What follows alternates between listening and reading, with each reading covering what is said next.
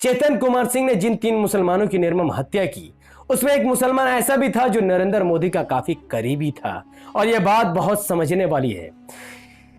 Coach B5 में constable Tikaram Meena की निर्मम हत्या के बाद आरपीएफ जवान चेतन कुमार सिंह ने एक मुस्लिम व्यक्ति की निर्मम हत्या की, जिसका नाम अब्दुल कादिर हुसैन भानपुर वाला था। अब्दुल कादिर हुसैन भानपुर वाला असल में बोहरा कम्युनिटी से आते हैं।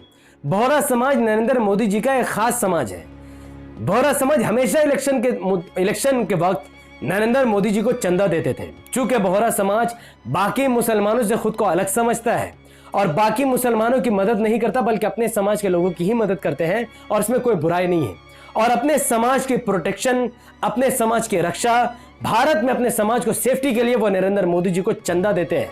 लेकिन वो चंदा उनके लिए कोई काम नहीं आया, चूंकि मोदी भक्त, योगी भक्त, आरपीएफ का एक कांस्टेबल, एक देशद्रोही चेतन कुमार सिंह ने बोहरा समाज के एक व्यक्ति की निर्मम हत्या कर दी। अब्दुल कादिर हुसैन भानपुर वाला, उनका पूरा परिवार के साथ वो दुबई में रहते हैं। मुहर्रम मनाने के लिए, मुहर्रम में शामिल होने के लिए वो भारत आए थे और अपने गांव जयपुर गए थे। मुहर्रम खत्म होने के बाद वो जयपुर से मुंबई लौट रहे थे, तभी मोदी भक्त, योगी भक्त, हिंदुत्व कीड़ा, देशद्रोही, एक मानसिक प्रताड़ित वाला एक कुत्ता चेतन कुमार सिंह ने गोली मारकर इनको शहीद कर दिया, इनकी निर्मम हत्या कर दी। उसी जयपुर एक्सप्रेस ट्रेन में जिस असगर अली को निर्मम हत्या कर दी गई आरपीएफ जवान द्वारा, उसके 5 बच्चे थे, उनकी मां और उनके घर वाले रो रो कर उनका बुरा हाल था। लेकिन इमाम नेता, राजस्थान जयपुर में इमाम नेता जमील खान ने उनसे मुलाकात की, उनको सहानुभूति दी, सब्र करने की तलकीन दी और साथ ही राजस्थान सरकार से 50 लाख रुपए के मुआवजे की मांग की। लेकिन मैं Mohammad Hafeez Ansari the political channel से आपको आश्वासन दिलाता हूं कि राजस्थान जयपुर में रहने वाले असगर अली अहमद के परिवार वालों को फूटी कौड़ी भी नहीं मिल सकती, क्योंकि राजस्थान में कांग्रेस की सरकार है, वो कांग्रेस जो मुसलमानों के वोट को अपने पैरों की जूती समझती है। साथ ही तीसरा मुसलमान जिनको निर्मम हत्या कर दिया गया, जिनका नाम सैयद सैफुल्लाह बताया गया, उनका ताल्लुक तेलंगाना नामपल्ली से है, जहां पर एएमआईएम का एक विधायक मौजूद है। ओवैसी साहब के आदेश के बाद एएमआईएम के नेता वहां पहुंचे और सैफुद्दीन के घर वालों से मिले, उनसे बात की, उनको सहानुभूति दी और तेलंगाना की सरकार से ओवैसी साहब ने खुद उनके परिवार वालों को हेल्प करने की मांग की। और मैं आश्वासन दिलाता हूं कि उनकी यह मांग जरूर पूरी होगी, क्योंकि तेलंगाना में एमआईएम का एक एमपी और 6 विधायक है और एमआईएम की तूती वहां पर बोलती है। वहां के मुसलमानों ने ओवैसी साहब को वोट दिया, उन पर भरोसा जिताया, जिसकी वजह से आज सैफुद्दीन के घर वालों को मदद मिलेगी। लेकिन सैफुद्दीन के घर वालों ने सनसनीखेज खुलासा कर दिया है।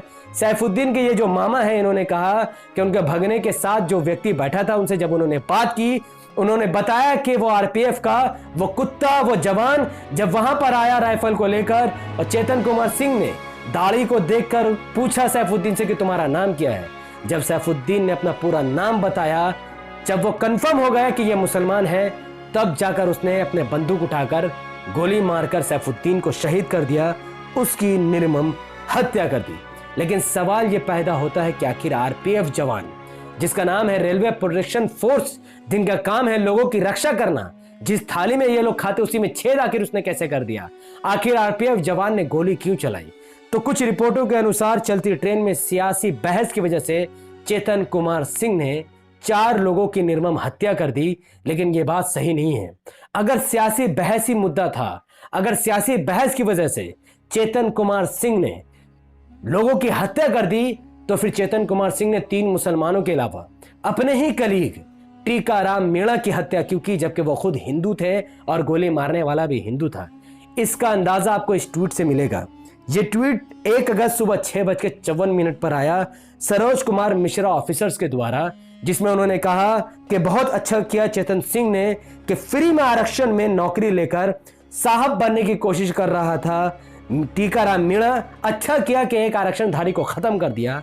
इस ट्वीट से साफ तौर पर जाहिर होता है कि चेतन कुमार सिंह ने टीकाराम मीणा की इसलिए हत्या कर दी कि वो खुद को उच्च जाति का समझ रहा था और टीकाराम मीणा को नीचे जाति का समझ रहा था, या फिर आरक्षण के खिलाफ ये खड़ा था। ये हिंदुत्व आइडियोलॉजी वाला, मानसिकता वाला व्यक्ति था जो आरएसएस, विश्व बजरंग दल से अच्छा खासा प्रेरित था।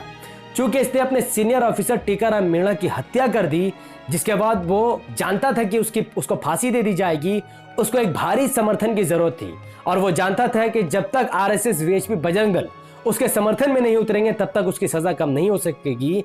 इस मर्डर को छुपाने के लिए उसने 3 और मुसलमानों की निर्मम हत्या कर दी ताकि देश का बहुसंख्यक समाज खुश हो जाए और RSS VHP Bajrang Dal BJP उसके समर्थन में उतरकर उसको बचा ले, जिसके वजह से उसने 3 मुसलमानों को भी शहीद कर दिया। जिसके बाद अकबरुद्दीन ओवैसी साहब की 8 साल पुरानी वो चेतावनी सच साबित हुई। आज से 7-8 साल पहले अकबरुद्दीन साहब ने एक बात कही थी कि 15 मिनट के लिए पुलिस हटा दो, पता चल जाएगा कौन कितना ताकतवर है, किसके अंदर कितना दम है। चूंकि अकबरुद्दीन ओवैसी साहब खास तौर से जानते थे कि आरएसएस वीएचपी बजरंग दल के विचारधारा वाले कई सारे लोग आज पुलिस में भर्ती हो चुके हैं, सिस्टम के अंदर घुस चुके हैं, जो मुसलमानों के खिलाफ जहर उगल रहे हैं, जिन्होंने गुजरात 2002 दंगा से लेकर मुजफ्फरनगर दंगा तक मुसलमानों का नरसंहार किया है। इसीलिए उन्होंने पुलिस पर ही निशाना साधा, पुलिस पर बयानबाजी की। और चेतन कुमार सिंह ने जब 3 मुसलमानों को शहीद कर दिया तो अकबरुद्दीन ओवैसी साहब की वो चेतावनी सच साबित हो गई, जहां पर उन्होंने पुलिस को बीच से हटने की बात कही थी। एक तरफ चेतन कुमार सिंह ने योगी और मोदी भक्ति में आकर, अंधभक्ति में आकर 3 मुसलमानों को शहीद करने के साथ साथ 8 मासूम बच्चों को यतीम कर दिया, अनाथ बना दिया, उनके सरों से रहमत के साए को खत्म कर दिया, धर्म के आधार पर 3 मुसलमानों को, बेगुनाह मुसलमान को शहीद करके। दूसरी तरफ वो अकबरुद्दीन ओवैसी जिनको आप भड़काओ भाईजान कहते हैं, वो 16,000 बच्चों को मुफ्त में तालीम दे रहे हैं, एजुकेशन प्रोवाइड कर रहे हैं, स्कूल कॉलेज हॉस्पिटल खोल रहे हैं और उन बच्चों के सर पर हाथ रख रहे हैं जिनका ना कोई बाप है ना ही कोई माँ है, गरीब यतीम बच्चों का सहारा बन रहा है। कितना फख्र, कितना फर्क है मुस्लिम आइडियोलॉजी और हिंदुत्व आइडियोलॉजी में, वो फर्क इस वीडियो के माध्यम से पूरे भारत के लोगों को नजर आएगा। और मैं अपने हिंदू भाइयों से कहना चाहूंगा कि सिर्फ 3 मुसलमानों की मौत के घाट उतारने को आप सिर्फ देख रहे हैं, हालांकि उस ट्रेन में मौजूद सैकड़ों हिंदू परिवार को मानसिक प्रताड़ना झेलनी पड़ी है। रिपोर्ट की माने जब आधी रात में गोली चलने की आवाज लोगों ने सुना, 16 राउंड फायरिंग की गई, पूरे ट्रेन में उथल पुथल मच गया। ट्रेन में बैठे लोग गूंगे बहरे और अंधे हो गए, जिनकी समझ में कुछ नहीं आ रहा था वो सब मानसिक प्रताड़ना से जूझने लगे। और कुछ लोग ऐसे भी थे जो अपने बच्चों को गोद में लेकर चलती ट्रेन से कूद गए ताकि वो गोलीबारी से बच जाए। मुसलमानों का बहता हुआ खून, मुसलमानों को मरते हुए देखकर जिन हिंदू परिवारों ने मुसलमानों को मरते हुए देखा, वो ये खून, उसकी बूंद और मरते हुए मुसलमानों की चीख को जिंदगी भर नहीं भूल सकेंगे और ये मानसिक प्रताड़ना जिंदगी भर अपनी दिमाग में भरेंगे, जिसकी तकलीफ जिंदगी भर उनको भुगतनी पड़ेगी। तो 3 मुसलमान जरूर मरे, लेकिन सैकड़ों हिंदू परिवार मानसिक रूप से घायल हो गए। और ये सब कुछ उस हिंदुत्व भगवदारी कुत्ते की वजह से हुआ जो योगी मोदी की भक्ति में आकर मुसलमानों की और टीकाराम मीणा की निर्मम हत्या करने लगा। अच्छी खबर यह है कि चेतन कुमार सिंह मुसलमानों का और इसके रूरल ट्राइब्स का हत्यारा पकड़ा गया है। लेकिन अफसोस की बात यह है कि 26 पार्टियों का संगठन, बड़े बड़े नेता उनका, जिनका नाम है Indian national development inclusive alliance, जिनका दावा है कि भारत का 25 करोड़ मुसलमान उनको ही वोट देगा, उनके किसी भी नेता ने 3 मुस्लिम शहीदों के लिए एक वर्ड भी नहीं बोला। किसी ने चेतन कुमार सिंह की फांसी की मांग नहीं की, किसी ने भी एक बयान तक जारी नहीं किया कि यह काम गलत था, क्योंकि ये लोग मुसलमानों को अपने पैरों की जूती और अपना वोट बैंक समझते हैं। दूसरी तरफ वो असदुद्दीन ओवैसी साहब, जिनको मुसलमान बी टीम और एजेंट कहता है, जिनको कोई मुसलमान वोट देना नहीं चाहता, वो आखिर दम तक वो मोदी और योगी से लड़ते रहे, मोदी योगी के खिलाफ निशानाबाजी करते रहे, लोहा बीजेपी से अकेला लेते रहे और आखिरकार उन्होंने इस आवाज को भी बुलंद करके ये साबित कर दिया कि देश का एक महान इकलौता नेता असदुद्दीन ओवैसी साहब ही है। और मैं अपने हिंदू समाज के लोगों से गुजारिश करना चाहूंगा कि अपने बच्चों को दंगाई बनने से रोको।